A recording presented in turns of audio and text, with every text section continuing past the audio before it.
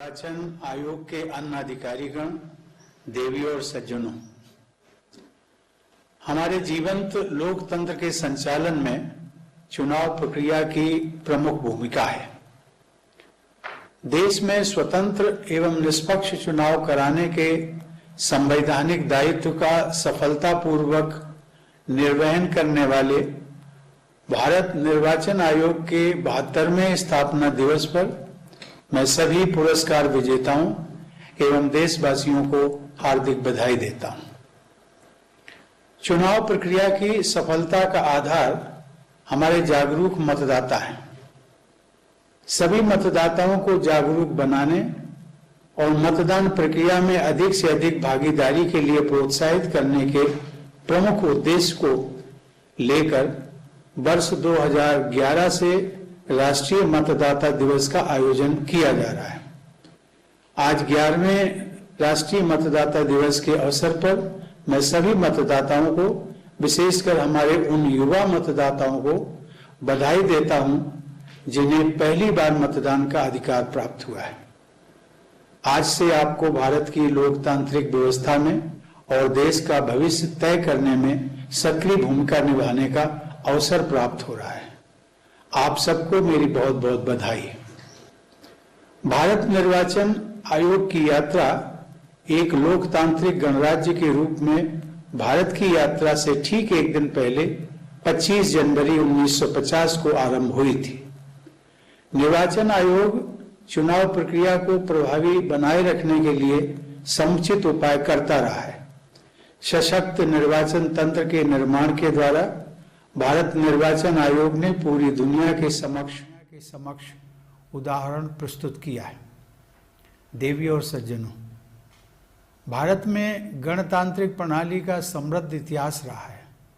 स्वाधीनता प्राप्ति के बाद भारत के संविधान के माध्यम से रोपे गए लोकतंत्र के पौधे की जड़ें लगभग 2500 वर्ष पुरानी गणतंत्र की मिट्टी से पोषण प्राप्त कर रही हैं। संभवतः इसीलिए आज पूरी दुनिया में जब लोकतांत्रिक संस्थाओं के कमज़ोर होते जाने की आशंकाएं व्यक्त की जा रही हैं, तब भारत में लोकतंत्र मजबूत होता जा रहा है। वैशाली, कपिलवस्तु और मिथिला की परंपरा से भारत ने यह सीखा है कि शासन पर समाज के किसी एक वर्ग या वंश का एकाधिकार नहीं होता है। लोकतंत्र में लोक यानी जनता की इच्छा ही सर्वोपरि होती है। गांधी जी के ग्राम स्वराज से प्रेरित हमारे संविधान के पंचायती राज में भारत की इसी परंपरा की सहज अभिव्यक्ति देखी जा सकती है। भारत की चुनाव प्रक्रिया के सफल संचालन से प्रेरित होकर विश्व के अनेक देशों ने हमारी चुनाव प्रणाली का अध्ययन करने में रुचि दिखाई है। कोविड महामारी के दौरान भी सुगम, समावेशी एवं सुरक्षित चुनाव कराने के अनुरूप निर्वाचन आयोग ने विस्तृत दिशा निर्देश तैयार किए।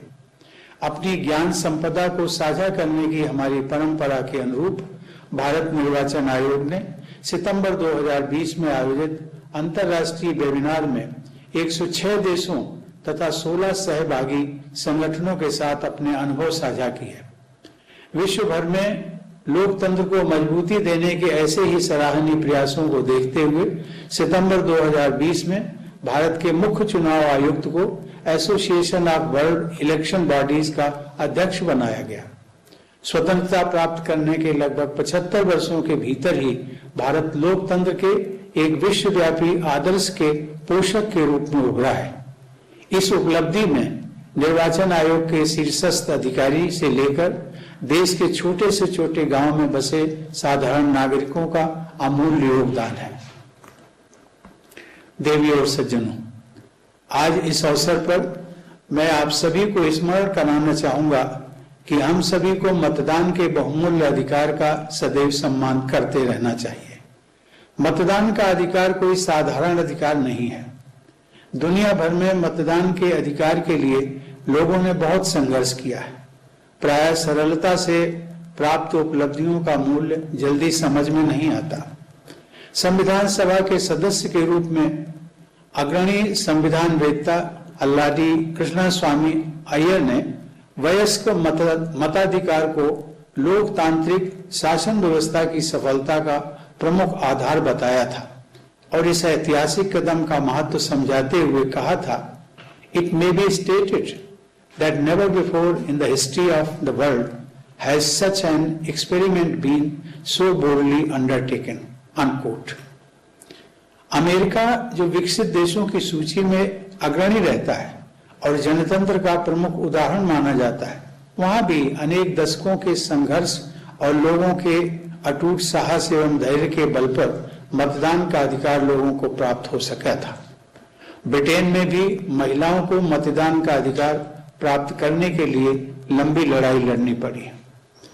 आजादी से पहले भारत की स्थिति भी मताधिकार के मामले में अन्य देशों से बहुत भिन्न नहीं थी। हमारे देश में भारत सरकार अधिनियम 1919 और 1935 के द्वारा चुनिंदा लोगों को ही मतदान का अधिकार दिया गया था, लेकिन स्वतंत्र भारत के हमारे संविधान में आरंभ से ही 21 वर्ष या अधिक आयु के सभी नागरिकों को मतदान का अधिकार प्रदान किया गया। बाद में इस आयु को घटाकर 18 वर्ष कर दिया गया। योग्यता, धर्म, नस्ल, जाति के आधार पर कोई भेदभाव न करते हुए हर पुरुष या महिला, अमीर या गरीब को मतदान का अधिकार है और हर व्यक्ति के मत का महत्व भी समान रखा गया है। इसके लिए हम सब अपने संविधान निर्माताओं के ऋणी हैं।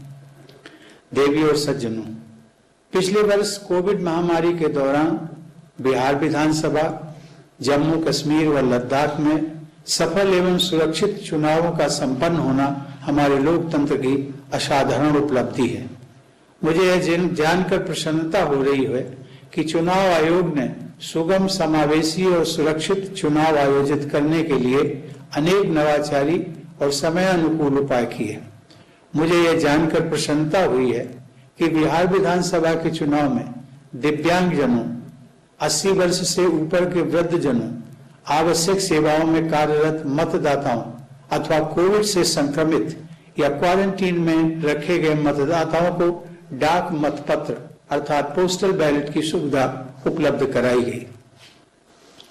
महिलाओं की सुविधा के लिए महिलाओं द्वारा प्रबंधित मतदाता केंद्रों की संख्या बढ़ाई गई। इन्हीं विशेष प्रयासों के कारण बिहार की 243 विधानसभा सीटों के लिए आयोजित चुनाव में कोविड महामारी से जुड़े प्रतिबंधों एवं कठिनाइयों के बावजूद मतदान का प्रतिशत 57.05 तक पहुंच गया, जो कि 2019 के लोकसभा चुनाव के मतदान प्रतिशत के लगभग बराबर था। इस सराहनीय उपलब्धि के लिए निर्वाचन आयोग, मतदान तंत्र से जुड़े सभी लोग और हमारे जागरूक मतदाता विशेष बधाई के पात्र हैं। मुझे बताया गया है कि चुनाव आयोग ने मतदाता संपर्क बढ़ाने के लिए डिजिटल संचार सहित मल्टीमीडिया का उपयोग बढ़ाया है। चुनाव के दौरान कोविड सुरक्षा प्रोटोकॉल तथा दिशा निर्देशों के बारे में जागरूकता फैलाने, पंजीकरण कराने तथा मतदान में भाग लेने हेतु मतदाताओं को प्रोत्साहित करने की दृष्टि से संचार माध्यमों का अधिकाधिक उपयोग किया गया। देवियों और सज्जनों, कोरोना महामारी अभी पूरी तरह से समाप्त नहीं हुई है। 2021 में भी निर्वाचन आयोग को अनेक चुनावों का आयोजन करना है। आयोग ने मतदाताओं को safe, empowered, informed and vigilant बनाने का ध्येय तय किया है। नए मतदाताओं के नाम जोड़ने के विशेष अभियान चलाया गया। डिजिटल इंडिया के साथ साथ सूचना प्रौद्योगिकी के उपयोग के लिए नवीन उपाय किए गए। मुझे बताया गया है कि इन प्रयासों के परिणाम स्वरूप 1 जनवरी 2021 तक लगभग 27 लाख नए मतदाताओं के नाम मतदाता सूची में शामिल किए गए हैं। अब हमारे देश में मतदाताओं की संख्या लगभग 92 करोड़ से अधिक हो गई है, जिनमें महिलाओं की संख्या लगभग 44 करोड़ से ऊपर है। भारतीय संविधान के प्रमुख शिल्पी बाबा साहब डॉक्टर भीमराव अंबेडकर ने मतदान के अधिकार को सर्वोपरि माना था। इसलिए हम सभी का, विशेष रूप से पहली बार मतदान का अधिकार प्राप्त करने वाले हमारे युवाओं का दायित्व है कि वे न केवल स्वयं अधिक से अधिक संख्या में पूरी समझबूझ के साथ अपने मताधिकार का प्रयोग करें, अपितु दूसरे लोगों को भी प्रेरित करें। अंत में एक बार फिर मैं सभी देशवासियों को राष्ट्रीय मतदाता दिवस की बधाई देता हूं और आशा करता हूं कि हम सब मिलकर अपने देश में लोकतंत्र को मजबूत बनाने के लिए अपना योगदान निरंतर देते रहेंगे। धन्यवाद। जय हिंद।